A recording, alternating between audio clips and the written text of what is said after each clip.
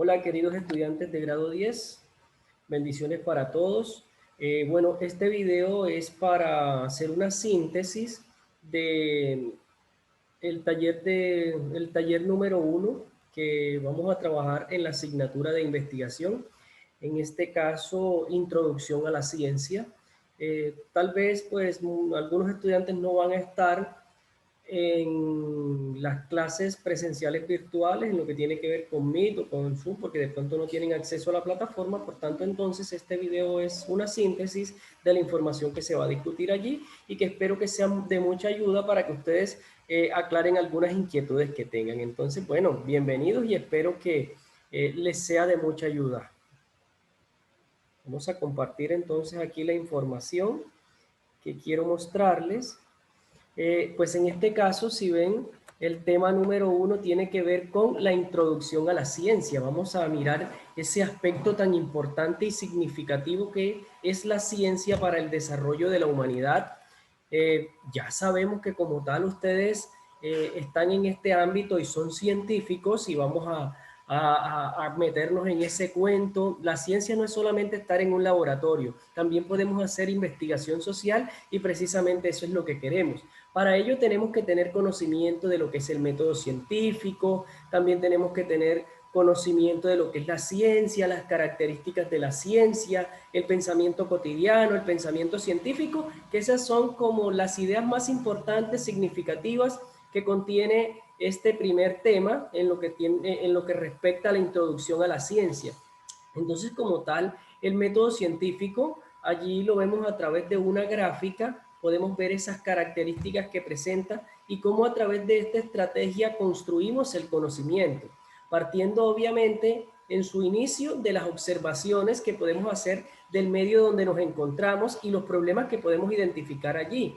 A partir de allí, de esas observaciones, entonces elaboramos unas preguntas, porque es que la pregunta es la madre de toda ciencia, la interrogación, la inquietud. Por eso los exhorto a que pregunten mucho, a que indaguen, porque es que los científicos son preguntones. No es por ser chismoso, sino porque es que obviamente si uno identifica un problema, uno tiene que preguntarse qué pasa con ese problema, cuáles son sus características, cómo se está dando, qué lo determina. Entonces, esos aspectos son importantes.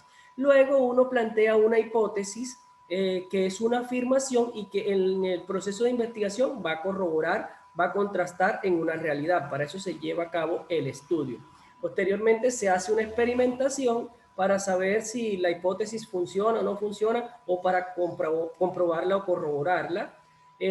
Luego de ello, de esa experimentación, pues uno va a encontrar se van a dar unas conclusiones, esa información se documenta, se describen cuáles fueron los procedimientos para llegar allá, surgen nuevas preguntas y en ese sentido vamos produciendo nuevo conocimiento, porque es que precisamente la intención de la ciencia es la producción de nuevo conocimiento.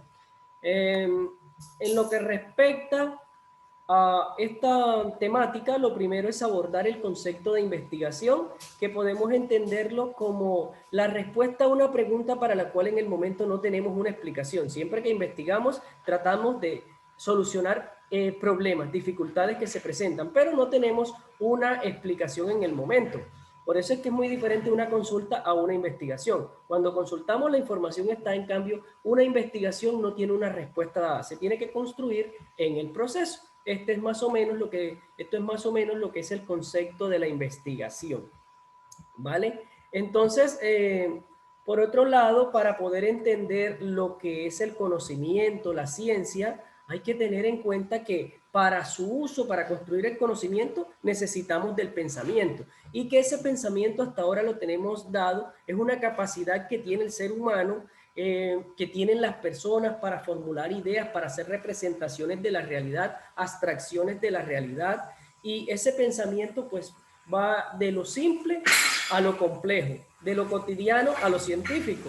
Hay pensamiento cuando, por ejemplo, decidimos qué color de camisa colocarnos, hasta hablar de la teoría de la relatividad. Entonces, hay un pensamiento simple y hay un pensamiento complejo. Por eso hablamos del pensamiento cotidiano y el pensamiento científico. Eso tenemos que tenerlo muy en cuenta.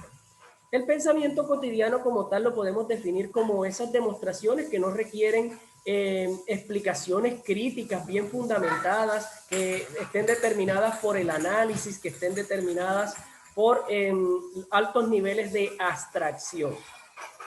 En ese caso, pues el pensamiento, y este se diferencia del pensamiento científico, que es un pensamiento obviamente mucho más sistematizado, controlado, que requiere de la evidencia fáctica, que se fundamenta en explicaciones organizadas y donde se parte de los hechos, se indagan los hechos y nuevamente se llega a ellos. Entonces, hablamos de dos tipos de pensamiento, un pensamiento cotidiano que se fundamenta en cosas muy simples, sin demostración, y el pensamiento científico mucho más abstracto, más organizado, más complejo, que requiere de una serie de procedimientos un poquito más difíciles.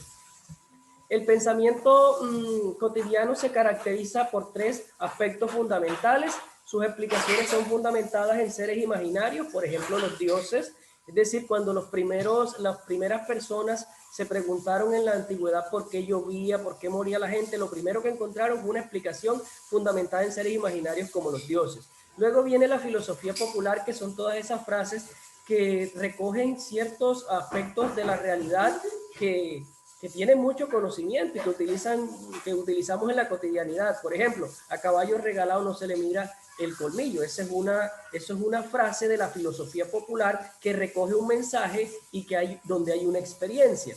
También tenemos las explicaciones fundamentadas en saberes o técnicas practicadas, que ya esto es como el balbuceo de la ciencia, donde ya se empiezan a registrar o codificar aquellos aspectos o aquellas experiencias de la realidad, por ejemplo, el conocimiento que tienen los abuelos sobre plantas medicinales, pero donde todavía no hay una evidencia científica que demuestre que eso funciona.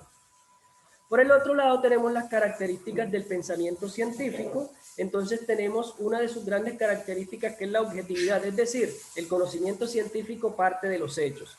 El segundo es la racionalidad. Esa es la coherencia entre la teoría y la realidad, en el sentido en que debe haber un orden entre lo que se está diciendo y lo que se hace. No se puede plantear una teoría que no sea contrastable en la realidad.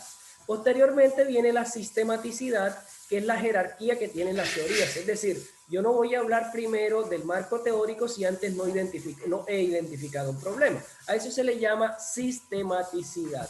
Todo eso entonces hace parte de lo que es el pensamiento científico y fundamentalmente de lo que es la ciencia. Como tal, la ciencia, tendríamos que decirlo, es un conocimiento científico que se acerca a los hechos con la intención de analizarlos, de demostrarlos y de producir nuevo conocimiento. Esta es una referencia que establece el teórico Mario Bunge. Y en ese sentido, pues establece una serie de características. Todas estas las tienen ustedes en su guía, como son que la ciencia es fáctica, es trascendente, es clara, precisa, simbólica, comunicable, verificable, predictiva, útil, explicativa, metódica. Son 15 características en total. Cada una de ellas las tienen ustedes planteadas en la guía, y pues lo importante es leerlas, analizarlas y darse cuenta lo importante y significativas que son en nuestro proceso de formación.